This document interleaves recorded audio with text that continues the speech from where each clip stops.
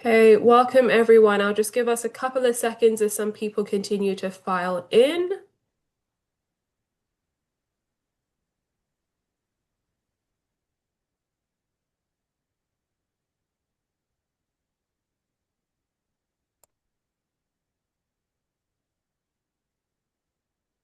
Okay. Think we've hit something pretty stable, so I'll go ahead and get us started tonight. So, good evening, everyone. Welcome to another one of the American Physician Scientists Association's interactive webinars. Tonight, we're really excited to have a conversation centered around this idea from going from interview season to thinking about rank lists a little bit as well, maybe even though a bit early for some, and kind of successful MD PhD stories going into residency. And we're featuring insights tonight from people that are currently in residency and are pursuing research or thinking about it while in residency too. So this session is designed to be informal and interactive, so we highly encourage you to participate, ask questions, and learn from our amazing panelists tonight, who have really graciously joined us to share their journeys and lessons learned so far. Before we dive into questions, let's start with some quick introductions from our panelists. I'll call on each one of you by name. So, as we mentioned before, let's just please share your name, your MD PhD training institution, as well as your current institution, and maybe a little bit about your research interests as well. So, first up on my list, I have Clay. Hi, I'm Clay. I trained at the University of Arkansas for Medical Sciences for my MD PhD. I'm currently a transitional year resident at Baptist Health, UAMS, here in Little Rock still, and I matched into dermatology at Stanford. My research interests are, well, my research as a PhD was more focused on biochem immunology, focused on enhancing the immunogenicity of melanoma. I think that going forward, my clinical interests lie in pediatric dermatology, and I'd like to study some of the inflammatory skin conditions. Yeah, happy to answer anything. My particular spot is not like Stanford has a 2+1. I'm doing the 3-year track, but so just wanted to be clear about that. Awesome. Thank you, Clay. Next up on my list, I have Cassie. No, we might have lost the sound for Kathy. No. Okay. In the meantime, as Cassie kind of figures out her sound, Deborah, are you able to speak at the moment? Yeah, hi guys. I'm Deborah. I am a PGY2 at WashU in the Department of Anesthesiology, and I'm in the PSTP or T32 funded research track here, which sort of accelerates time to research. I did my PhD at Cold Spring Harbor and my MD at Stony Brook in New York, where I studied neuronal plasticity, and I'm very interested in how anesthetic agents affect neuronal plasticity in the very young and the very old, so pediatric and geriatric populations. Thanks so much for having me. Sorry I'm on and off here. Thank you so much, Deborah. Cassie, do you want to try again? Oh, we might be getting you. Can you say it again? Hmm, gone See if back. I try a different This system. is good. This is great. Okay, can you hear me here? Yes. Okay, perfect. Sorry about that. Hi, everyone. I'm Cassie Liu. I'm currently a second year internal medicine resident at Stony Brook Medicine. I did my MD PhD at the University of Nebraska Medical Center. My dissertation is on small molecule inhibitors in ovarian cancer. But my recent work actually has been in more like cancer health disparities. And so I'm kind of moving around a little bit in my research interests, but it's probably solid cancer oncology in some way, maybe a particular interest in health disparities. Awesome. So again, thank you so much to our panelists for being here tonight. Some of you are actually still in the hospital, so we thank you a lot for being here right now. We know how busy life can be as a resident, of course, and so we're incredibly grateful that you've been able to join us. For everyone, my name is Carrie Davison. I'll be your moderator this evening. I'm a fifth year MD PhD student at Yale School of Medicine. Helping me behind the scenes tonight is Erica, part of our virtual content team, who'll be managing the chat and Q&A. And then Daniel Leach is also on here today, who will be live tweeting our conversation for us. Just a quick housekeeping, if you need to step away, don't worry. This session is being recorded and will be made available to our APSA members after.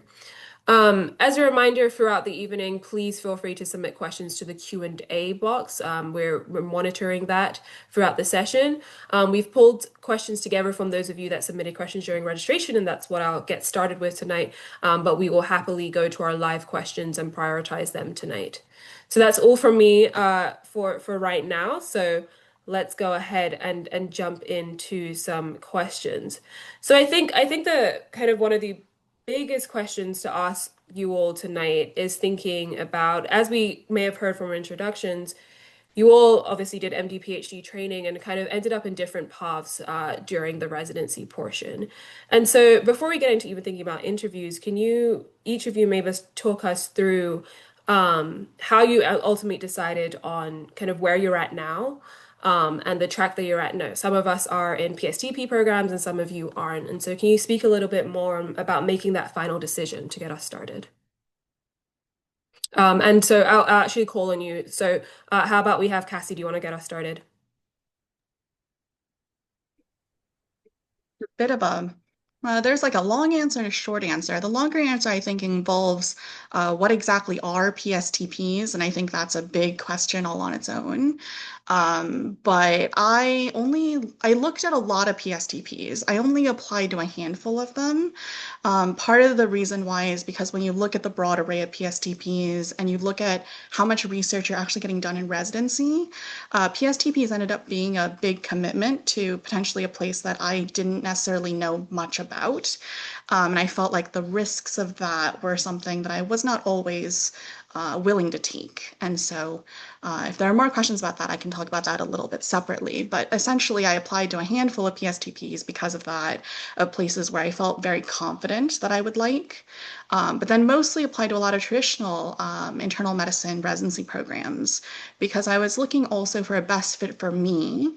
And especially in residency, I know that the focus, especially in internal medicine, I don't know if it's true for other specialties, but internal medicine, it's focusing on being the best clinician you can be. And this is really your formative years of developing that clinical insight. And so I really wanted to hone on where do I feel like I could grow clinically here with potentially doing a little bit of research on the side, but understanding that a lot of the research probably isn't going to happen until fellowship or after residency. Awesome. Thank you for sharing with us, Cassie. Clay, do you want to go ahead? Sure, I agree with a lot of that. So, in Derm, it's mostly not called PSTPs. A lot of them are called 2+2s, or like I said in Stanford's case, a 2+1. So Derm is typically 3 years, and typically they do 2 clinical years and then 2 research. But like Cassie alluded to, during this, I always thought I was going to do 2+2. I was looking at 2+2s when I was in high school. But when I talked to someone about it who had done it, he said, a 2+2 can really be more like a 2+5. And you really have to consider that. And so, similar thing, I knew I was likely going to, I've always been in Arkansas up until next year. So I wasn't sure about whether I really wanted to fully commit to a place that long, though I did apply to research track positions. And also, I wasn't sure if I wanted to shorten my residency. So 2 years for me, I was like, I think I want to do the whole 3. So even if it makes me have to do a longer research or longer path to faculty, I was okay with that. And in the end, I chose a place that was um, most comfortable during the interview process and also has plenty of resources for any sort of career path I should want to take. Thank you, Clay. Deborah? I think we've had some excellent answers already about this, and I think what it really boils down to, and obviously the applicants on the call will already be more than familiar with this concept, is that You are going to have competing priorities, and it is completely reasonable and understandable to not necessarily expect your rank list to look like, oh, every PSTP in my field all at the top, and then the categorical programs after that. That really very rarely is how the cookie ends up crumbling. I think that there is a big need to sort of refocus and balance because, research probably will be part of your career no matter if you end up in a PSTP or not.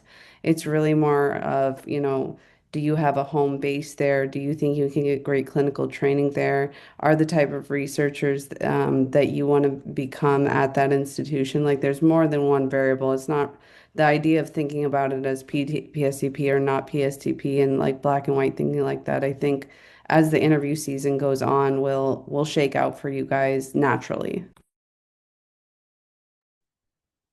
Awesome. Thank you for sharing. And so I think you all alluded to in your answer as well, this idea of, picking the right program. So I'm going to start a little bit more on our thinking and more about picking the right program. But as students are interviewing currently or, applying and thinking about interviewing, how did you guys identify which type of program really best aligned with your goals, whether it's structured research time or clinical flexibility?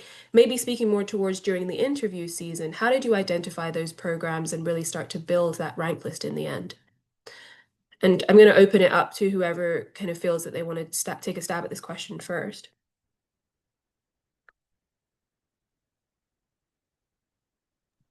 Sure, I'll go. So, I would say for derm actually, because of the way it is, I kind of more looked at like I looked at my application, thought about what type of person it was describing, whether I felt like that told the whole story about me or not. Whatever I had listed was all they would see. And I compared it to the programs and what they were looking for or what they seemed to be looking for. And I consulted with PDs and all that kind of thing. So I more so went about it like who would want me rather than where do I want because I was okay with going anywhere because I've been in Arkansas my whole life. So I'm like, I don't have a particular place that I have to go to. So that's the perspective I took.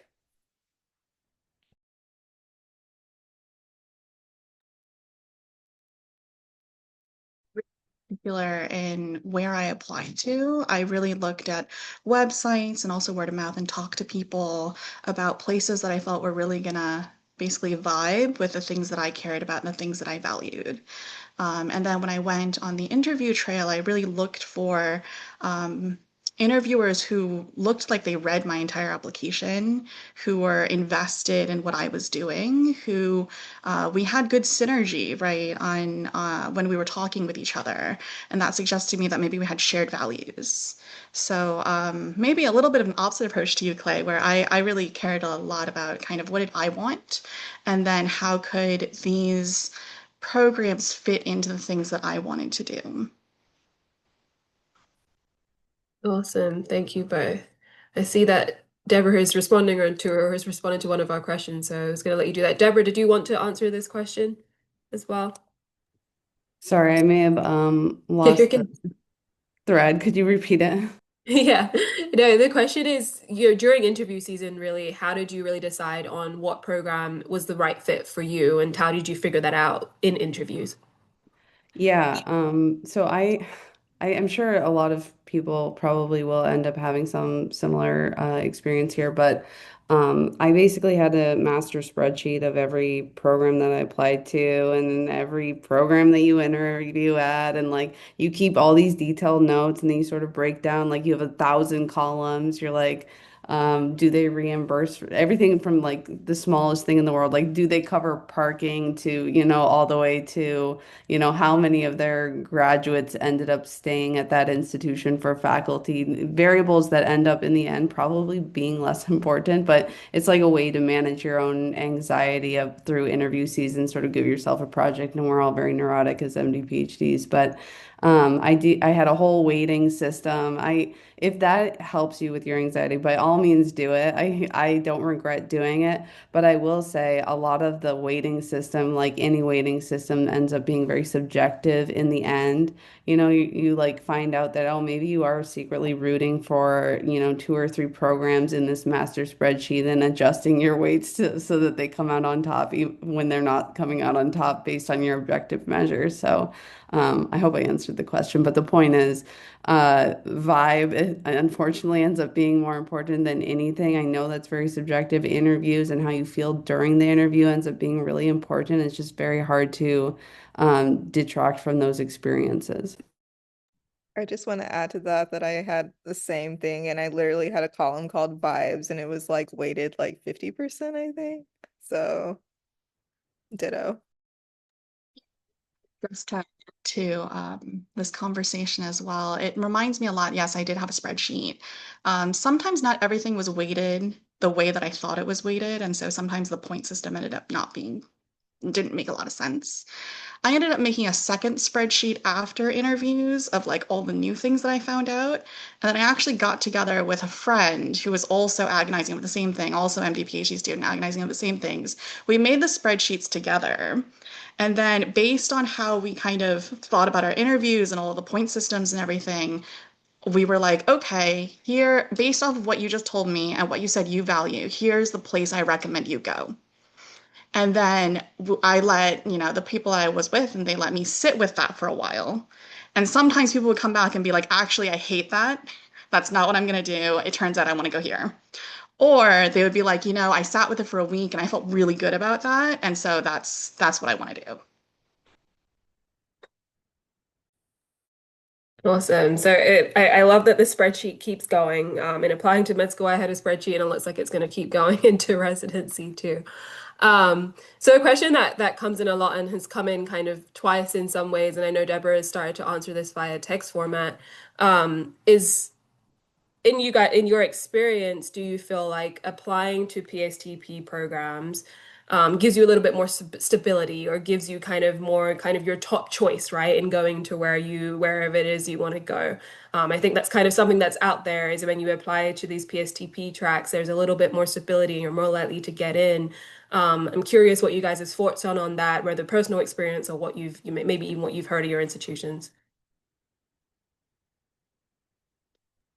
So I can't fully say whether, so essentially you're saying like if it's easier to match into a PSTP versus other spots at certain institutions. Yeah. So I'm not sure if I would say that, but I do think that just in general, when you are, especially an MD PhD, you do have a stronger chance at research institutions in a way. So like when I was thinking about it, I was thinking about having like safeties and this and that and the other. And when I talked to someone from an institution that I was thinking about safeties, they were like, oh, well, we would think that because it was a smaller institution, they didn't have a lot of research going on. Oh, we would think that you wouldn't want to come to our program because of your application. So you kind of this goes back to the whole applying to where I thought they would read my application and see me as a fit. So I got more of my reaches than I thought I would get safeties, like places that were more regional for me, um, which I thought would be safer choices. It was actually more of the research institutions that I had a higher response rate to.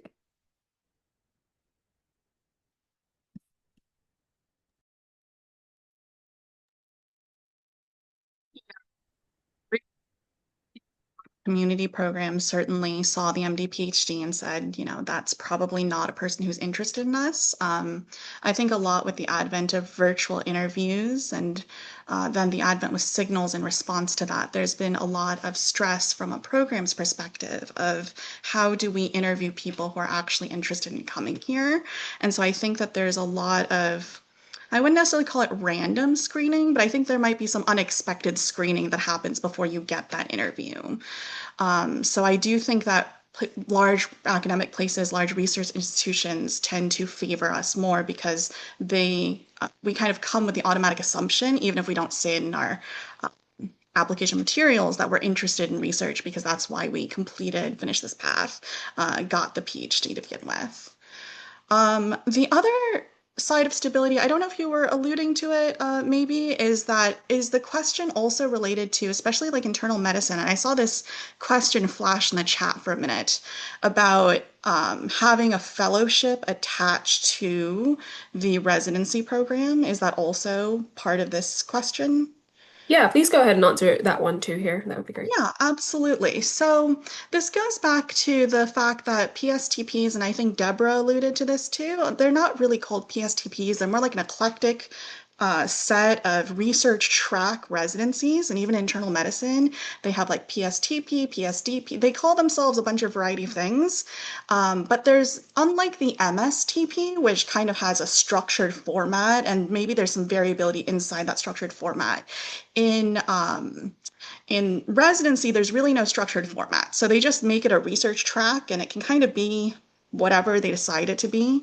In internal medicine, there's a short tracking of 2 years of internal medicine instead of 3. And then you go into a fellowship sometimes with that, a guaranteed fellowship that you go into. And so this is a little bit of what I was alluding to earlier about risk, where I think that yes, if you get in, you have the stability of staying there for 5 years, 7 years. It depends on the what that particular track entails, because I've seen some that just guarantee, okay, we'll have you for residency, and if you want to stay for fellowship, you can. There are some that say we have you for residency and fellowship. There are some that say we have you for residency, fellowship, and the first 2 years of your professorship are going to be with us. And so there's a wide range of what this commitment looks like. But I think at the end of it, if I'm a person who has studied in a lot of places. I've been in a lot of labs. And to me, I saw that stability as a little bit more risk because I didn't actually know these institutions. I didn't know their political landscape. I didn't know, what type of research was there. I didn't know what professors could be leaving, could be retiring, could be changing. And so with all of this landscape, and especially I think now when research is a little tenuous, and I think people are moving quite a bit. There comes the question of committing to one institution for 5 to 7 years, is that truly in your best interest? Does that truly offer you stability? Or are you maybe locking yourself into a place where maybe you don't like the city, maybe you don't like the institution, the political landscape of the area, the way that institution works, or even the research atmosphere changes in that time? And so those were all things that I was thinking about when applying to research track residencies. Awesome. Okay. Thank you. Thank you, Cassie, for clarifying. I think we're realizing it's bigger than just applying to residency, right? There's a lot of decisions to make in these and a lot of different options and pathways out there. So thank you for clarifying and sharing some of that. I want to move in now to thinking a little bit more about the interview side of things, and we can get back to rank lists later if people have more questions. So I wanted to start with Deborah, if you're available, is thinking about, seeing as you're in a PSTP program, how did the PSTP interviews differ from the standard residency interviews in your opinion? Yeah, definitely an important question. They are very, very different in my experience than places that maybe didn't have a PSTP that I did interview at as well. The PSTP folks, in my recollection, and this may be anesthesia specific, but usually there's a separate program director that oversees like the research tracks. Like here at WashU in anesthesia, we have two different research tracks. One's like a formal PSTP that includes fellowship that I am currently in. Then we have a research track that has like the maximum amount of ACGME research time that you can have while still being like more of a true regular residency experience, if that makes sense. I'm probably explaining that poorly, sorry. But the fact of the matter, what I'm trying to get at is that there's a program director that oversees these two tracks as opposed to the regular residency. And that's sort of a common thread that I came across. Again, this may be anesthesia specific. So when you apply for the research track, if you're going to be interviewed by one of the research tracks or by a PSTP, you will probably interview with not only the residency, the clinical residency program director, but also the program director of the research tracks. So it's almost like you have two different program directors. Some places I only interviewed with the program director of the research track and did not interview with the like regular clinical program director. And then additionally, some places will ask you to meet with folks that include people like the chair of the department or the head of the of all of research, people that are more in high up in a leadership position. I think because as Cassie has alluded to a couple times, there is this idea of like how long can they recruit you for, and that does certainly I think go into their calculus. Like, are you looking for a long-term position? Like some people may have, I don't know, like two kids, and so they don't really want to move again for fellowship or faculty, and they're ready to say like, hey, I'm ready to like establish a 10-year career here. So I do think the makeup of who interviews you is different. I will say that. The second thing I would, sorry, one second. The second thing I need to mention is that I think that also the time on which those offers roll out, interview offers may also be a little bit different. I think because more people are just reviewing the applications, or there's less research focused faculty that have time to review the applications. So if you don't hear back from PSTPs as soon as you hear back from like categorical programs, please don't panic. I think that's normal.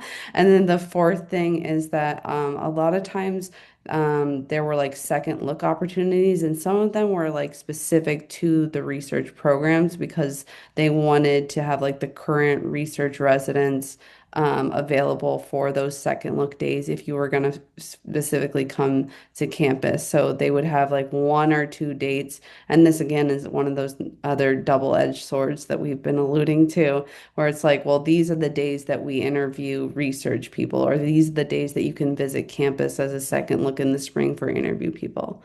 I think those are the top three. I'm going to step away for 5 minutes, but I'll be back. Thanks, guys. You're totally fine. Thanks, Deborah.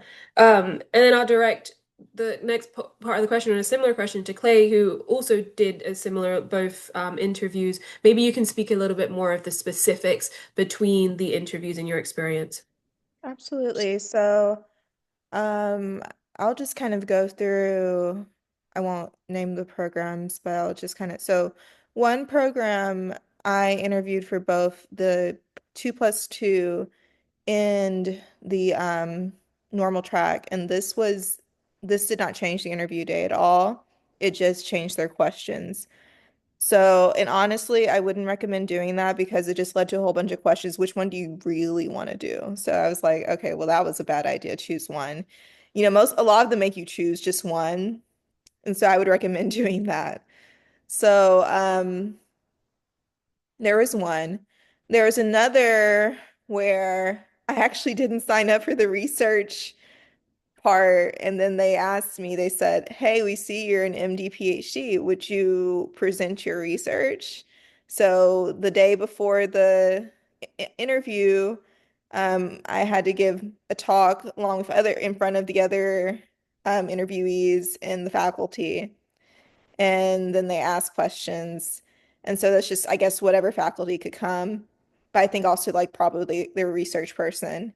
And then the next day, it wasn't really, just a few people were like, oh, I was there at your talk, but then they had standardized questions, so it didn't really change their line of questioning. At another program, two other programs, okay, so one program, they didn't have a sign up for a research track. They automatically said, hey, we noticed that you're an MD PhD, so you are a research oriented candidate, so you're going to have a double interview day. So, like most interview days in Durham are like half a day. So in this case, we did once again we do the talks in front of each other. So we all listen to each other's talks.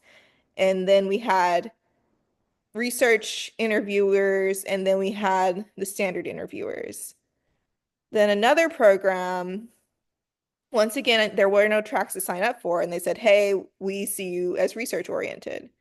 I had to meet with the faculty ahead of time. I had to meet with the chair ahead of time, and I had to give them a presentation ahead of time. So it's an extra half a day doing that, and then we had the standard interview. And I don't think it really changed the questions that much on that one. I think that those are all the research ones that I did. So like I said, it wasn't always even by choice. It just sometimes it was just, once you are seen as an MD PhD, you are put into those tracks if they exist at if they exist at that program and you're not like given a choice sometimes. I mean, of course you'd have a choice if you went there, but like for the interview, you might not have a choice. Interesting. And before we go on to kind of the traditional interviews with Cassie, Clay, a question that's coming in a lot is if you could give a little bit more specifics on the research talk side of things. I know it might vary by program, but generally, what was the length of the presentation? And the question we got is what sort of questions did they ask? And did you just present on your thesis project, or did you present on a smaller project maybe that you had that was like really specific to like the specialty or something that you were doing? It was like pretty much 8 to 10 minutes for every program I had to do that for. And I gave a talk on my PhD research, and I included at the end something about like what I wanted to do in the future. Um, so you'll see once you interview, you'll see the same people over and over again. I think a lot of people would personalize. I saw people do it multiple times. Um, and they did personalization, which I think was a really nice touch. I didn't personalize mine. I just kind of went through the same thing. But some people would just add something like, "Hey, this is a person I want to work with. This is exactly what I want to do. X, Y, or Z." That was really professional and sounded really great. So that's a great thing to do. But it was a brief talk. You can just like the other people also just switched it up a little bit for all the programs we interviewed at. And just, I think almost everyone did their PhD stuff. And the questions that they asked were typically not that bad. I don't really remember. I mean, it was just like stuff you would be asked at a poster. They weren't like being aggressive. That's all I can say. Like, no one was harsh or mean, and I didn't feel everyone was pleasant and everyone's like, great job. So it didn't feel high stakes. I mean, it was high stakes, but it didn't feel like the worst thing ever. Interviews felt worse. Awesome. Thank you so much, Clay, for going to some of the specifics there. Cassie, can you tell us a bit more about your experience in maybe giving us a bit more of a view into what these standardized questions maybe look like? And maybe you can comment on this question here that came in of whether there are many behavioral questions too. Questions was actually the number one thing that I was going to mention for sure. So I think that that's being used a lot right now. But I will also say that I think there are also only so many behavioral questions you can come up with. So I actually think that if you scour the internet for all the behavioral questions, you're going to get some variation of that question. And so something that I did before interviews was I made a list of all the types that I saw on the internet, and I just gave myself a short answer to each of those as a way to like prepare for my interview so that it didn't come with awkward silence and then me trying to scramble my brain for a good example. But it almost always is, can you give an example of a time you had difficulty with a colleague, had a conflict, had difficult feedback, a time you failed, how did you recover from that? I found that the best interviews that I had already recognized that Zoom and virtual interviewing can be a little stilted to begin with. And so it tended to be conversational, and then they would try to drop those behavioral questions in the conversation. If you've primed yourself beforehand knowing what the behavioral questions are, you'll be able to hear them. And then just try to casually answer while also recognizing it's a behavioral question. But I think that one of the biggest things that I was able to prepare myself for was just to see all the types of behavioral questions. And then in general, I would say that I don't think I ever got a behavioral question I was surprised by. It was just a variant of something that I'd already seen. Awesome. And Cassie, anything in addition to behavioral questions that maybe surprised you on your interview trail?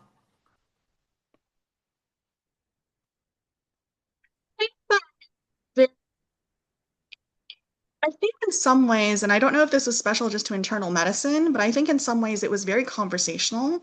It was a lot more pleasant than I expected, and it was a lot more of a deep dive into my application than I expected in terms of them just wanting to talk about the things that I've done.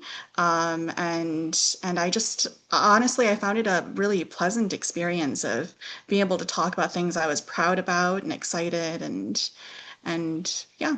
I don't know if I can think of anything right now that particularly struck out to me, but I'll let you know if something comes to me.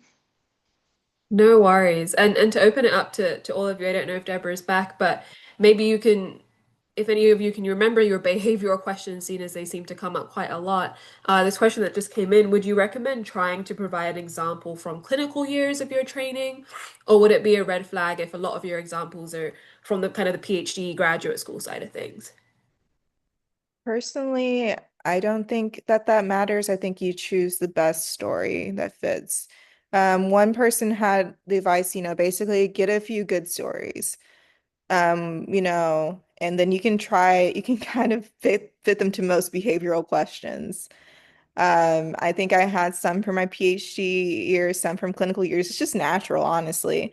I mean, you're going to need some from clinical just because some questions may be like, how would you deal with what happened when you had a difficult patient or that kind of thing. But when it wasn't, a lot of times, I even went back to college one time, and since we're MD PhDs, that's a long time ago. So choose the best stories. I think that that's most important. It's hard because I can't exactly say that, oh, I killed every interview because you don't get feedback.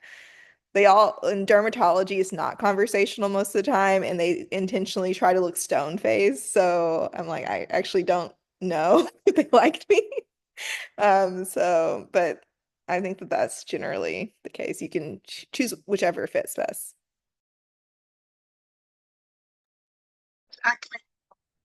I think strategically, I think it makes sense to do a mix of kind of your PhD years, probably because you had a bit of a deeper level of things, and then your clinical years because they're going to be looking for what are you like in a clinical setting. But at the end of the day, I do think that they're looking for who are you and how do you respond to these types of things. And as long as you're broadcasting who you are, I think that's really what they're looking for.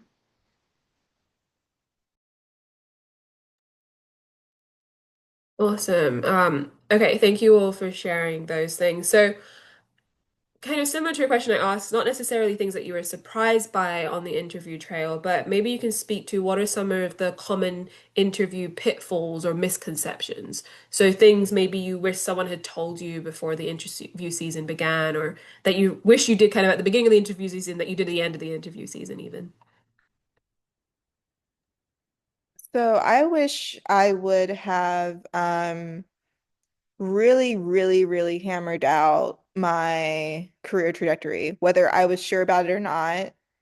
Um, I think that like one time I was caught off guard because I was asked about the specific funding mechanism I would try to apply for. Not just like getting a grant, but like the specific type of grant and what type of split I would have to qualify for that grant. I needed to know that detail. I just kind of, I'm more so focused like, oh, I would get, this type of whatever training, this type. No, I needed to know like foundation, what this X, Y, or Z. And so even if you aren't sure, have a full 5, 10, 15 year career plan, like just have it down because they're going to ask you. Um, so that's it was a lot, like it was hard. I think the hardest questions for me dealt with the research and exactly what I wanted to do because honestly, I felt that I was still figuring that out. I feel like I'm still figuring that out. And so, um, I think having it even more solidified than you think you need to have it is key.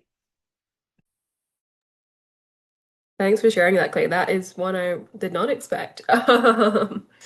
Cassie, Deborah, any common misconceptions or pitfalls in interviews that come to mind?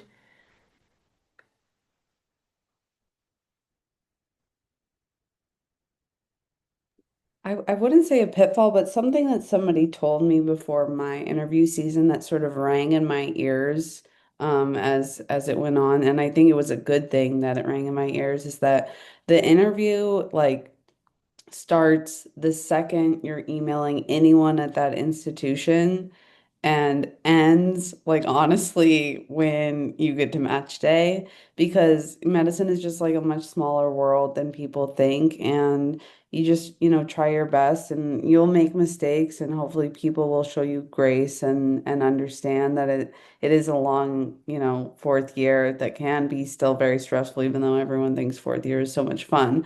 But just keep in mind that like anyone you're interacting with at any time, like even if you're like in the neighborhood of the hospital and you're at a coffee shop, like make sure you're aware of like how you're speaking and like name dropping and all that sort of thing, because you don't know, maybe the person getting coffee behind you is somebody, and that's a made up example, but you get the point.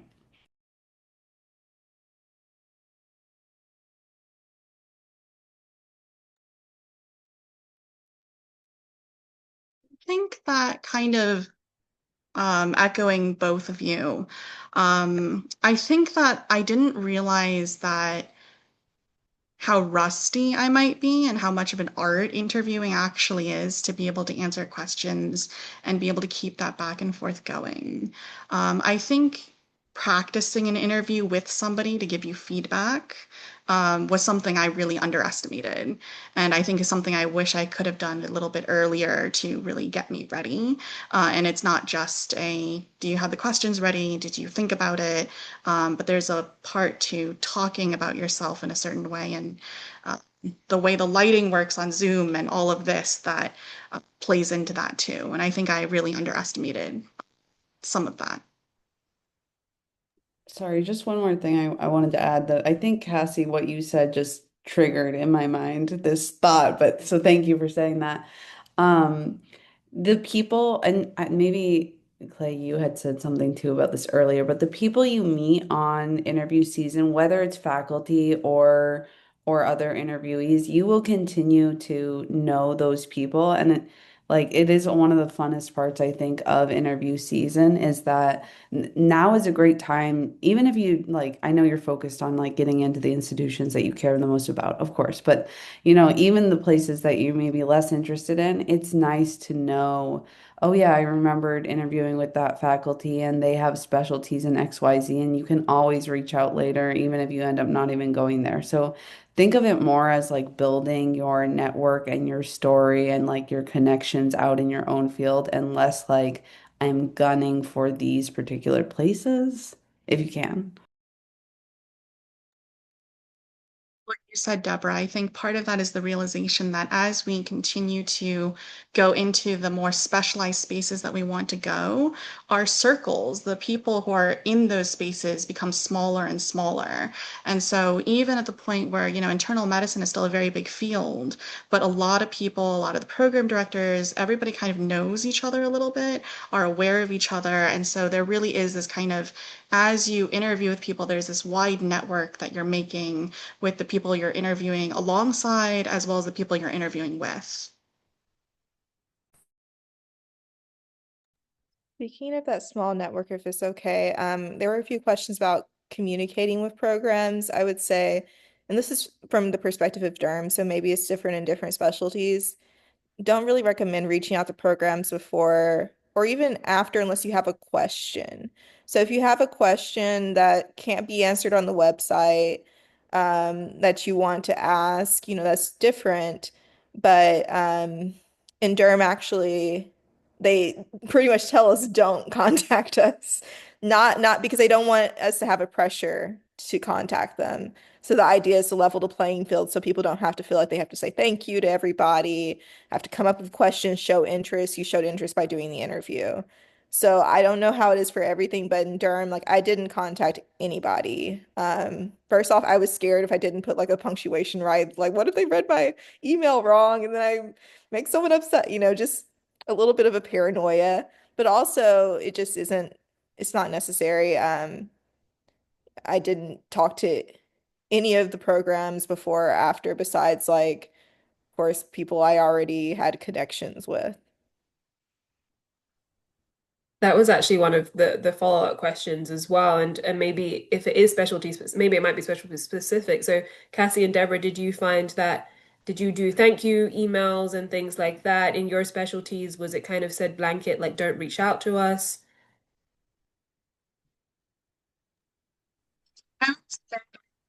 Sin cares a lot about equity. It's one of the reasons why they continue to do virtual interviews.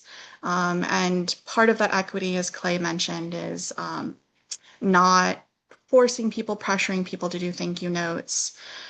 I would say that in general, if you do a thank you note and it's a nice thank you, it won't hurt you. It may not help you.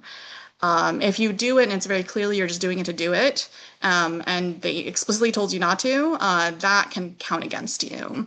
But if you do it because you genuinely wanted to thank them for something, I don't think it would hurt you. But very similarly, there's no expectation for you to do thank you notes. Yeah, I totally agree. I think that it's program specific. Some programs will like directly say like, do not email us afterwards. And like they're very clear, like they do not want to be emailed. And some programs like don't mention anything. I think also like there's a different, it really depends on who you're reaching out to. Like the program director is going to be flooded with emails, and they probably do not necessarily appreciate your very generic thank you email. If it's like a researcher that the program was like, hey, you literally are working in the same field and they don't normally interview, right? But because your interests are similar and we think that you might be interested in joining the lab, it's a little different, right? Like they may not even do resident interviews every year. So you kind of have to play it by ear. I know that's a frustrating answer. Thank you all for sharing. So I wanted to get back a little bit more into, thinking about that final rank list. It's for some people who are interviewing right now, I know that feels like kind of far ahead, but we won't have another webinar on it. So for the panelists, when it came to this rank list, if you can list off or think about what for you personally, right? What were some of the really important factors to consider when comparing and ranking programs?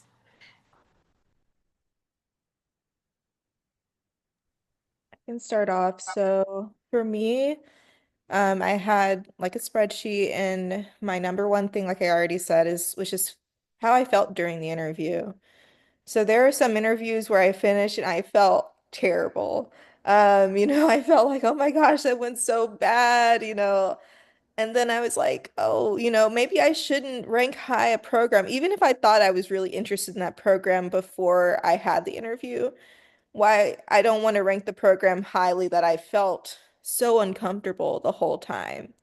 Um, I did some away rotations, so some programs I had more of a feel for than others, but I went by that. I went by, for me, cost of living is important.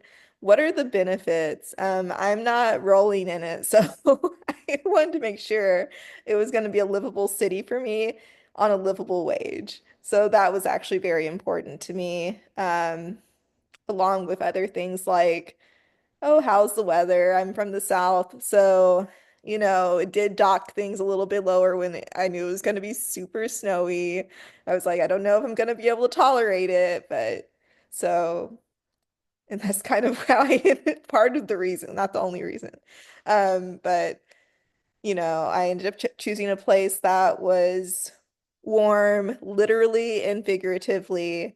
Um, Stanford was my number one choice. So I chose it because I felt great during the interview. I felt great about the location, and I felt great about what they would provide to me. And I felt great about the benefits offered, and the residents were all welcoming and seemed happy. That's what was important to me as well. A lot of them will have resident meet and greets. And so if the residents seemed kind of bummed or kind of sad, I kind of knocked it down a little bit. So anyway, I'm talking.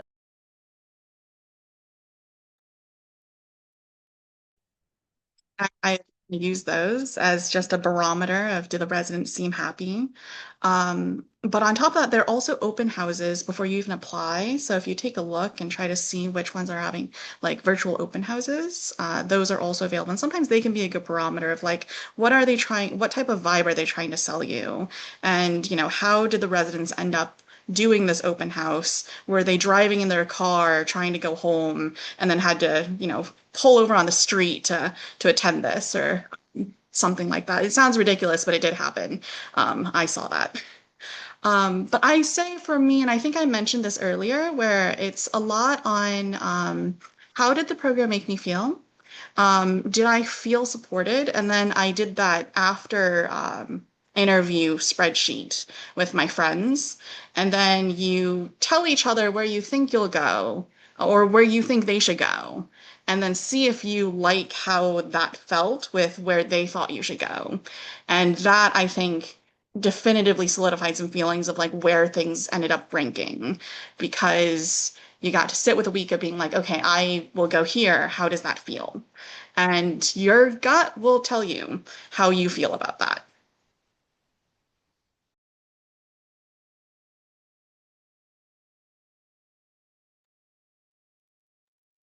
Couple things I wanted to say on this. One is that it's really, really hard to get equally good data on all of the places that you're going to interview at. Like you just won't have all the information you wish you had. It's just impossible to get it. Some of the places you're gonna have a better sense for than others. Highly, highly recommend that you go to as many second looks as you can. Unfortunately, that is economically extremely challenging, not to mention like a huge time demand and stressor on you and your support system. But it's a big decision, so do your best with it. I will say that I think that, for me, what ended up being the most important is I really wanted to see not just the examples of like their star alumni. I wanted to see like the alumni that maybe, didn't end up in a research career. Like, did I feel like they were trying to hide these people that had sort of had a career pivot? Were they saying like, no, hey, this person ended up, switching tracks and we're still very supportive of them because it's very hard to predict the future. You don't know. Like you don't know if you're going to end up being, an R1, heavy lab or you're going to, switch into something completely different and you have to like let both of those possibilities exist at the institution that you choose to train. So I tried to look for that very clearly on the websites, I will say. And thank you for sharing, Deborah. We had a question just come in that I wanted to ask quickly. Anyone can answer. You all spoke about, speaking to residents and these like either it's second look or open houses or whatever.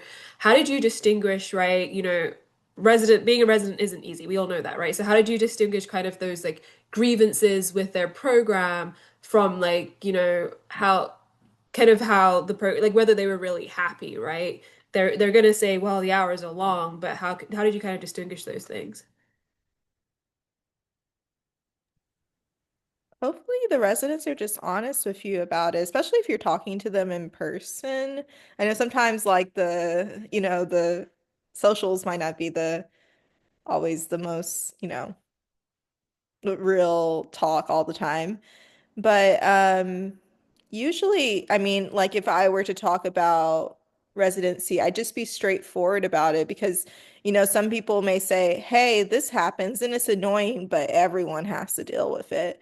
Or residents will usually say, "Hey, this happens here and I just think you need to know about it because it's not something that happens everywhere and I wish I would have known."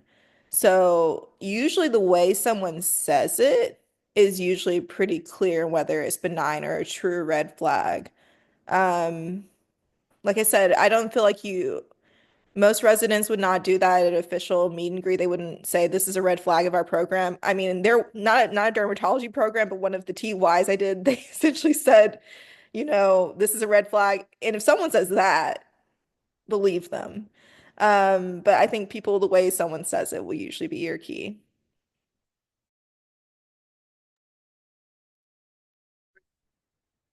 Going colors here, physician scientist answer. I really like to collect data. And so what ends up happening is you can ask the same, if this is something you care about, you can ask the same question in everywhere. And if you get a similar answer, it kind of sounds the same, or you hear it over and over again, it's probably something that's happening just because it's residency. But if there's something that kind of is odd or it feels like you haven't heard that answer before, that might give you a clue that that in particular might be something specific to here. Awesome. Thank you guys. Um, So, kind of in our last couple of minutes, I just wanted to kind of allow you guys to, if there's anything that you think was missing from what you said today, but just in reflecting on your season of interviewing and ranking, maybe you can give us kind of closing remarks on kind of what you would advise to students that are currently applying. I know we have some students too that are kind of a few years out from applying, like myself, and any advice that you would give kind of to your former selves too, that you wish you knew going into interview season.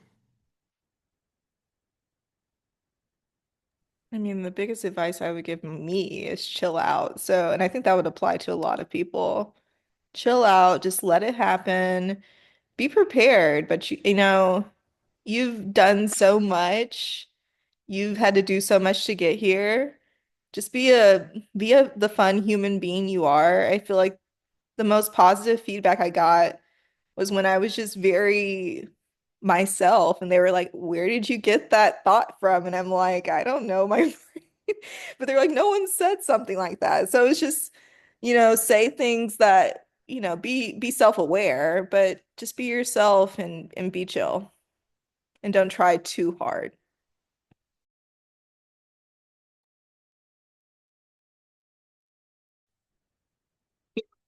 Similar to that.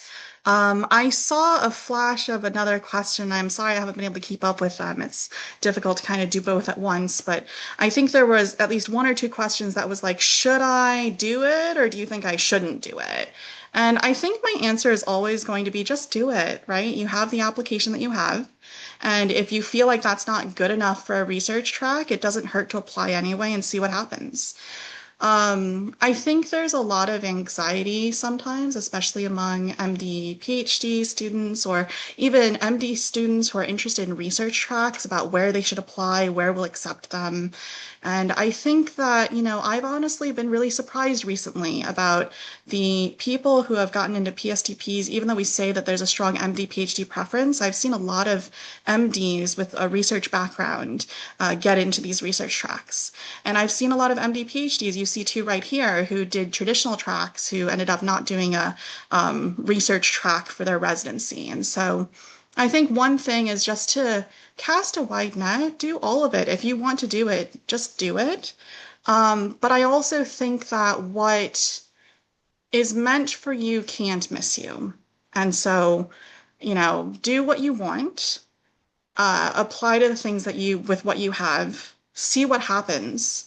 But I do think that the place that will support you will pick you. And I also, in the anxiety time that we have here, because I know that it's a very anxious time as we get interviews and everything right now, um, I really like to emphasize that the one study stream, the one common key to your success this whole time has been you. So wherever you end up going, that constant, the you part of the success is the same no matter where you go. And so you will continue to be successful as you have been because you will be yourself. And you should go somewhere where you're supported so you can continue to be yourself and have that success. That I think is the best place for you to be. That's an amazing way to end tonight. Thank you both so much. Hopefully you've all seen. I know we had some questions about how competitive will I be as an MD PhD, and I think Clay gave a great answer in the chat there as well. Finding trusted advisors at your institution, or whether that's a PD somewhere that you are able to communicate with, and really have them tell you, right, and be honest with you. I think that's the most important thing when it comes to competitiveness. And I see some nods, and I think our panelists would agree. So I'm gonna wrap it up because we are now at time. So I just wanted to thank you all so much for joining this live Q&A session with us with our current resident trainees, and a huge shout out to our incredible panelists who, as we all know, are incredibly busy. Thank you so much for sharing your time, your stories, for being here tonight. I want to give a special thanks to my folks behind the scene, Erica and Daniel, as well, for helping us out tonight. And then just to let you all know, I posted some links in the chat, but we did have a PSTP week here in APSA just at the beginning of the end of August, beginning of September. So I encourage you to go onto our website if there's any specialty that you're particularly interested in. We had PDs from a range of specialties from dermatology, from IM to surgical specialties like OB-GYN and neurosurgery too. I encourage you to look at those recordings. We also have webinars that are geared towards you all coming up soon. So on November 20th, we have our Step 1 Survival Guide for those of you that are a little bit more earlier than applying right now. Those of you that are thinking about applying to an F30 or some form of grants, we'll have a session on December 11th too. A common question that comes up for a lot of us is family and future planning. February 12th, we have that for you. And then April 9th, we are including a new webinar series, Pathways Beyond Academia. So for our MD PhDs that are interested in industry, policy, and more, we hope that you'll join us for that too. So with that, I wish you all an awesome evening and thank you all so much for joining us tonight.